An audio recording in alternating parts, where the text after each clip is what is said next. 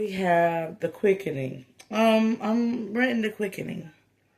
The quickening is what we call temperate Sagittarius season, which deals with the quick energy, the energy that just miraculously comes in quick and comes in fast, goes out fast, comes in fast, goes out fast. It's like a running force, a speed stride, a memory, anxiety. You might have anxiety. You might be feeling like go, go, go, go, go, go, go, go, go. You got impulsivity energy, like a lot of impulsivity energy, and you got to know where to strike, when to strike, and how to blow, how to line it up, shoot it out, because it's got to be quick and exact, right?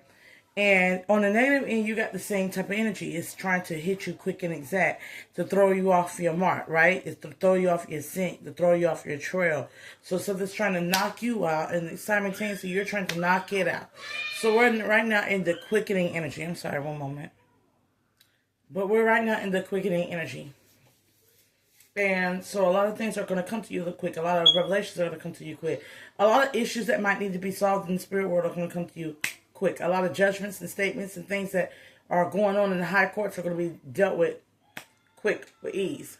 So it's going to be like quick death, quick endings, quick beginnings, quick new beginnings, quick. So quick pick. You feel me? It's stuff like that, right? Now, in it being the quickening, the 32 is also about the fives. So there will be struggles, there will be disappointments, there will be scarcity tactics. There will be the movement of the fives. The movement of the fives is the movement of opportunity, and opportunity is the Ten of Pentacles or the Ten of Cups, or a combination of the two, or want a result, Ten of Swords. So people are going to go in and out of quick energies here. Now, that is just the in and out, the break-ins and the break-outs, right? You have the breakups and the breakdowns to come into that. And that is also a psychological temperament of Sagittarian season. That something that has broken down will probably rise back up quick. Something that has been, that has risen might come down crashing. You never know. You never know. The crash out, you might. Let's take in consideration talking about the infinite of this quickening actual effect of transformative change, which is Sagittarian and Scorpionic energy. Predominantly Sagittarian, right? This change is for ascension and descension tools. So right now we have a division. The impulsivity for many others is for those who are in ascension process, you are impulsively wise, seeking to ascend out of something. You are probably forcing yourself to go through a transformative change, a phoenix rise, right? So there's a lot of habits and things that ascended beings are willing to let go of in order to get the ball rolling, to get the ball moving. It's no longer wait and see. It's more of I want to run into my ascension. I want to run into my evolution. So it's more about getting down to business and getting quick results. You feel me? That is the ascension process of deification, or the ascended master process. Whereas the opposite end is doing the same thing, but it's for the de-evolution, which is to be an ascended master in the de-evolved way. Now, people are going to be like, what do you mean? In the human flesh, we are given the infinite law of every abundant life form, including the archon, the demerge, the false god, the true god, the demon, the angel, the fallen angel.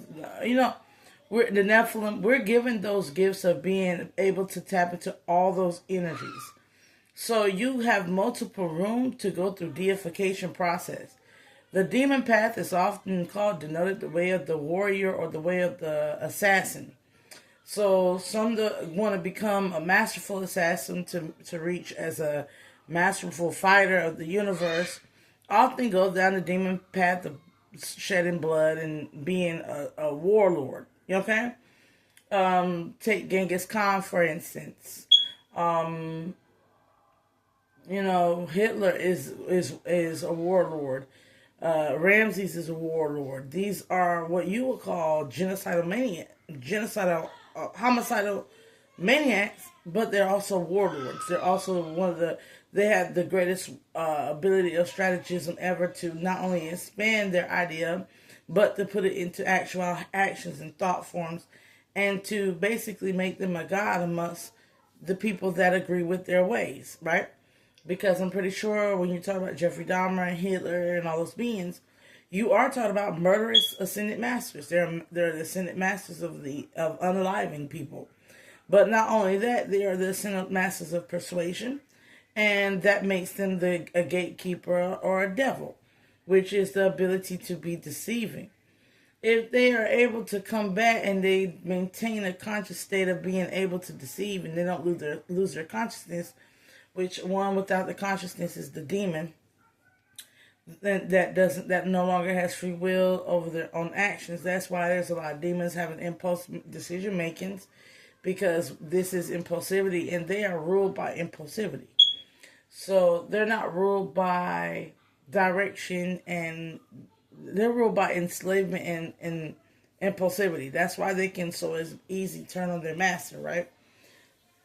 But a deceptive devil always plays a role as a deceiver, consciously putting in the effort or putting in the multiple choices of confusion that cause one to choose a different path. Now, if you know that you're being fooled with is the human perception, there are elitists in the world that know when the devil is fooling with them. They have learned to be a devil themselves. Therefore, they know that the next step is elitism, which is to become a world power and to siphon the human worship devotional energy. And how they do that is they siphon it through the Star of David with the 12 families. They siphon it through the archetype of being Jews. They siphon it by being the children of the Lamb or Christians or the dollar and God we trust. That's how they siphon it, because the very things that you praise, they utilize to siphon your worship, your praise energy off. And with them doing that, they immediately take in the energy and deify their families. This is why people go, why can't I get rid of these deceitful, deceptive, reptilioid, mind creatrix, consumerist entities? Because you're still loving money. You're still loving the dollar. You're still loving the economy you're in. You like the government. You like everything that they've put up in play and position over your life. Now, and you're still willfully participating in it. You haven't learned to just say fuck Rome and fuck Babylon and fuck all these civilizations, right?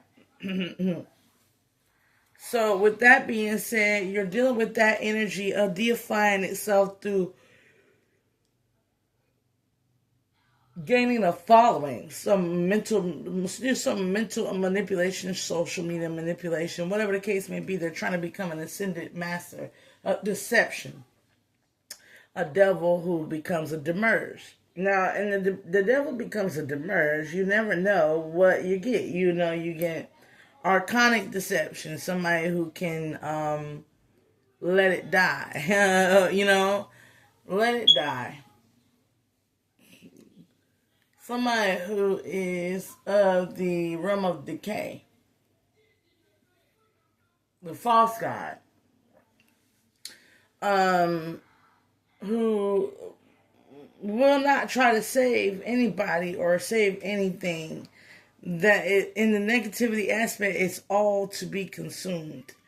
It is the wormhole, the archonic mouth of the worm, the negative alien agenda that will eventually swallow everything.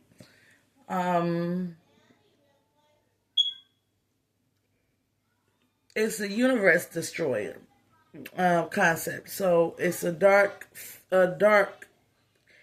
void of an entity. It's where all things go, and they are. I think there was a point in Sam and Dean where the angel Castiel died, and he went into the void.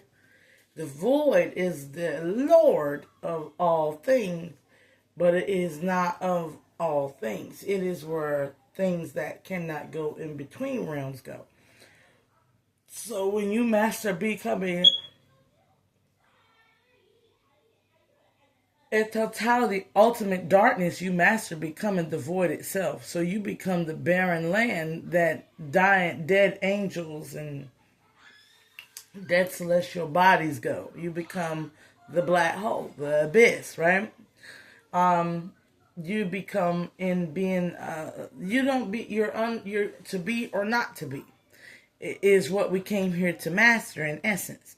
So to be or not to be is what we all came here to master in essence. And those who go along the dark path are mastering how not to be.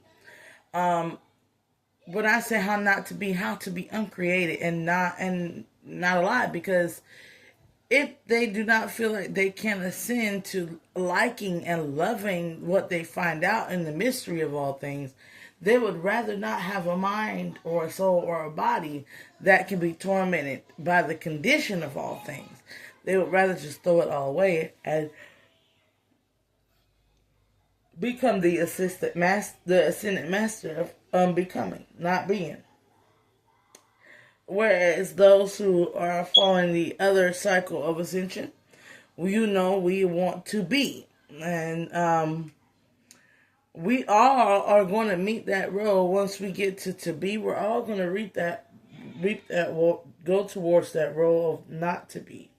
Because eventually, like this is the last rock in this galaxy, an idea closes, an eye shuts.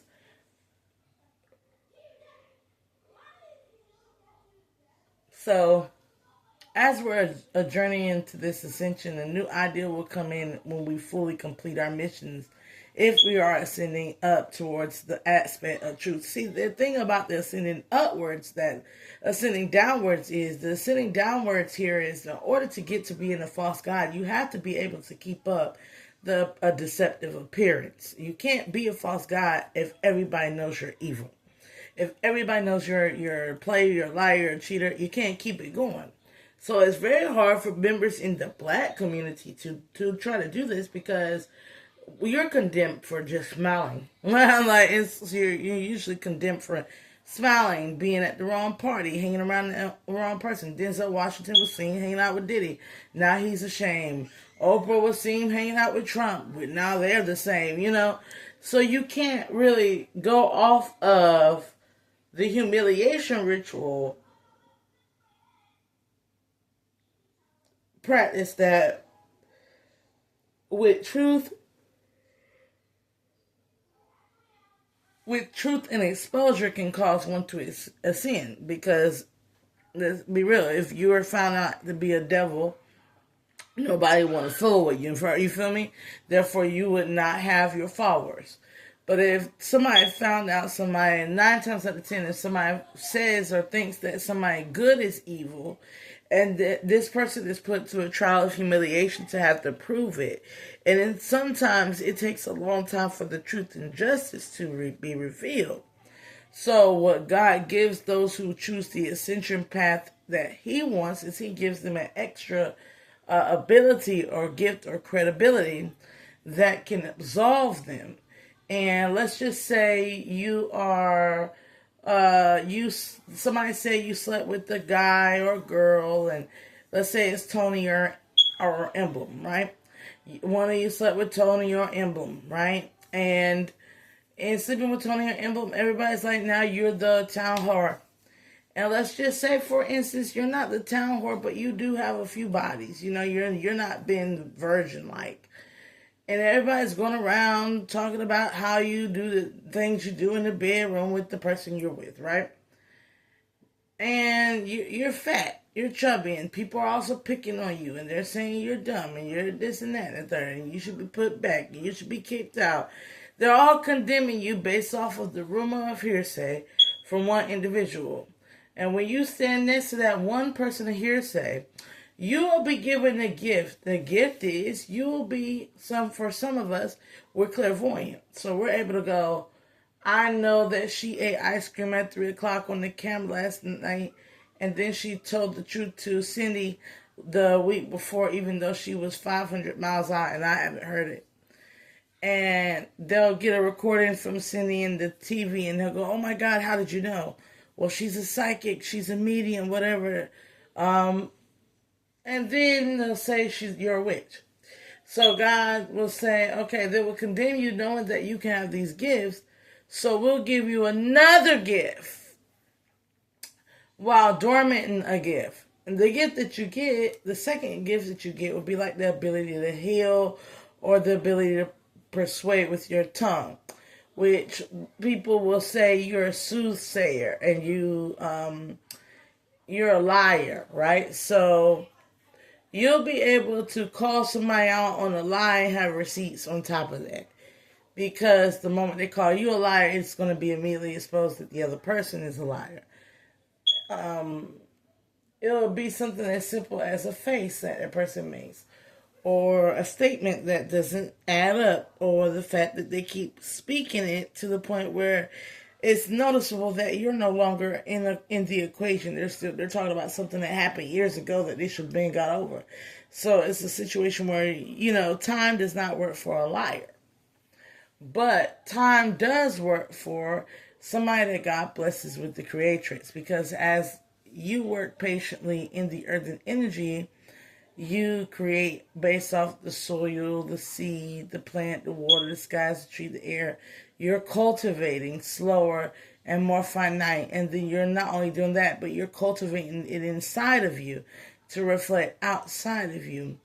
And one of the biggest things is here, being clairvoyant is beautiful. Being able to heal is beautiful. Being able to cultivate is beautiful. But also being able that God will give you a talent that will deem everybody else talentless around you is magnificent. Because when you're coming to be humiliated and persecuted, you can always tell the truth, and the truth will be illuminated because there's no way of hiding it.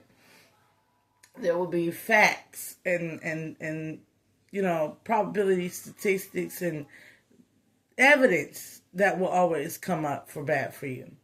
But one of the greatest things that will come up for bad for you is not only your intelligence, your investigative way of being, your focus point, but your additional hidden talent that you did not get to the world. It's like I could be in a humiliation room, somebody could throw stones and everything at me, and I'll just sit there and just all of a sudden go, talk about a child who do love Jesus.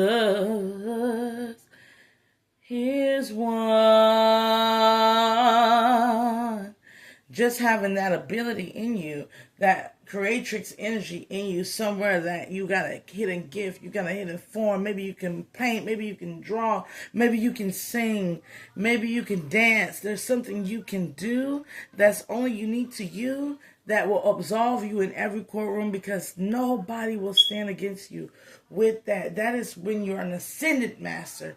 You have some other additional skill sets about you that will, no matter what rumor, presence, or humiliating practice there is, it will always quiet.